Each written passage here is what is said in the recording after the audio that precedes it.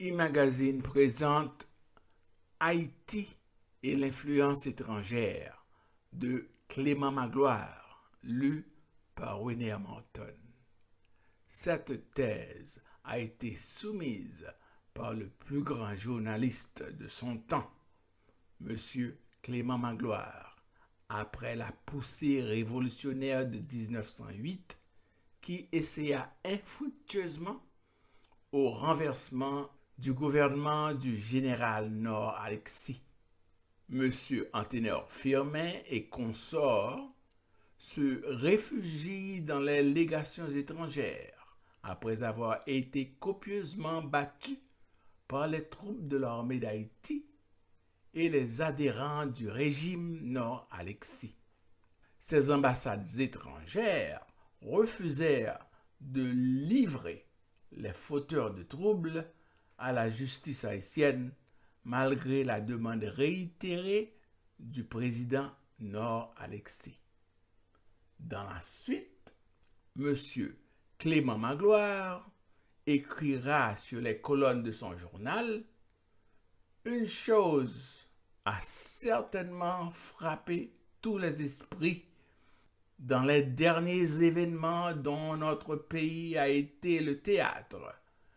C'est l'intérêt considérable qu'il y a dans l'élément étranger, soit comme participant, en mettant du côté du Parti révolutionnaire son influence et ses capitaux, soit comme observateur et spectateur, en jetant aux quatre coins du monde et par les milliers de bouches de la renommée incarnée à l'époque moderne par la presse, les impressions sur nous et notre race.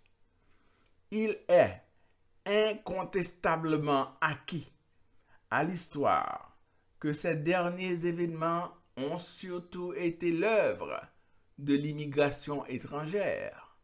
La qualité des délinquants frappés par la justice américaine et d'autres dénoncés par les documents saisis, la provenance des fonds révolutionnaires, la complicité presque ouverte de banquiers et de commerçants étrangers établis dans les ports qui ont accueilli la Révolution, et enfin, puisqu'il faut tout dire, la sympathie de la plupart des légations pour la cause révolutionnaire. L'établissement suffisamment pour que ce soit dispensé et insister sur ce point. Quant à la presse universelle, elle est presque unanime à nous dire des injures, soit à nous et à notre race, avec une franchise et une spontanéité auxquelles nous ne saurions assez rendre hommage.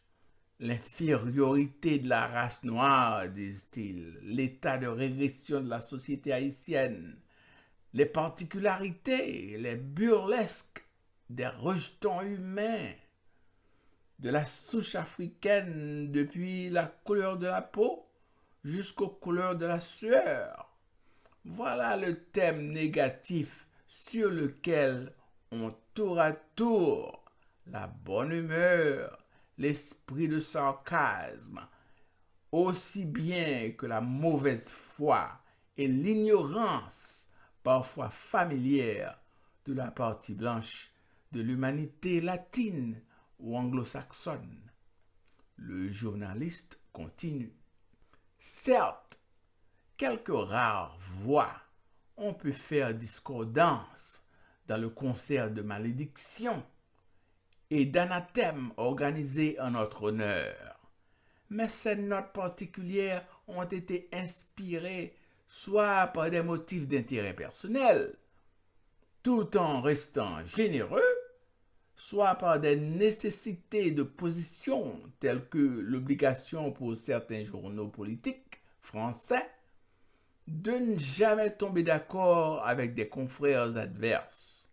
Rarement, ceux qui ont pu prendre notre défense ont été inspirés par la philanthropie ou simplement par l'esprit de justice, il ressort de ces quelques considérations que l'influence étrangère a été la cause déterminante des récents événements haïtiens et que, après l'action et en dépit de cette importance et capitale circonstance, l'impression étrangère nous est parue défavorable, hostile, tracassière.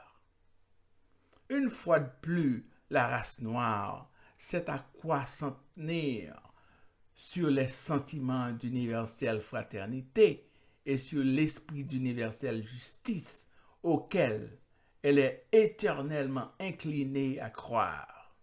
Elle est mal vue dans le monde. Elle est mal cotée. Et la négrophobie est la plus claire formule de l'orthodoxie sociale pour le monde civilisé.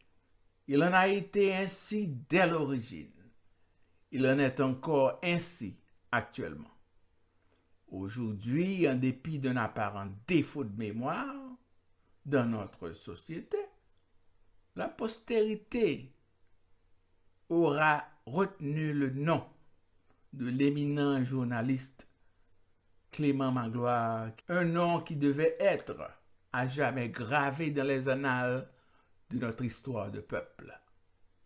William Hamilton, éditeur en chef de e-Magazine.